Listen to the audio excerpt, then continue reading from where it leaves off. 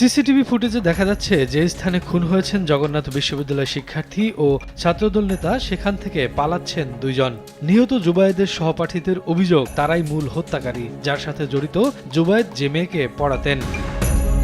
রোববার দুপুরে পুরান ঢাকার আরমানিটোলার একটি বাসায় টিউশনি করতে গিয়ে খুন হয়েছেন জগন্নাথ বিশ্ববিদ্যালয়ের শিক্ষার্থী ও বিশ্ববিদ্যালয় শাখা ছাত্রদলের আহ্বায়ক কমিটির সদস্য জুবায়েদ আহমেদ।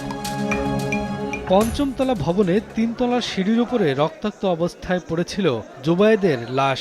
সেখান থেকে নিচতলার সিঁড়ি পর্যন্ত দেখা গেছে রক্তের দাগ। পুলিশের ধারণা ছুরিকাঘাতে হত্যা করা হয়েছে।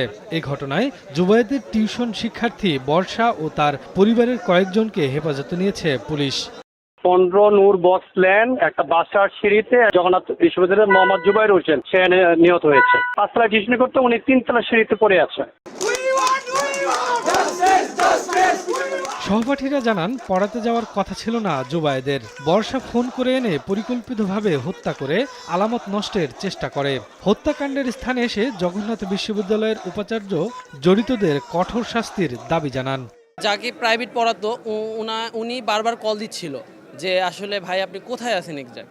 একটা ছাত্রী বা একটা ছাত্র তো কখনোই বারবার বলে না স্যার আপনি কখন কই, এখন এক্স্যাক্ট কই। তারা এই হত্যাকাণ্ডের সাথে জড়িত না থাকতো তাহলে অবশ্যই তারা হচ্ছে যে এটা মানে ঢাকার চেষ্টা করতো না, এভিডেন্সটা ঢাকার চেষ্টা করতো। আমরা সমস্ত আইন শৃঙ্খলা রক্ষাকারী বাহিনীর সঙ্গে কথা বলেছি আর সবাই এসেছেন এবং ওনারা কার্যকর পদক্ষেপ নেবেন এই জোর দাবি জানাচ্ছি। জুবায়েদ হত্যার বিচারের দাবিতে প্রথমে রাজধানীর তাঁতীবাজার মোড় অবরোধ করেন জবি শিক্ষার্থী ও ছাত্রদল নেতাকর্মীরা। পরে সেখান থেকে বংশাল থানার সামনে অবস্থান নিয়ে বিক্ষোভ করেন তারা।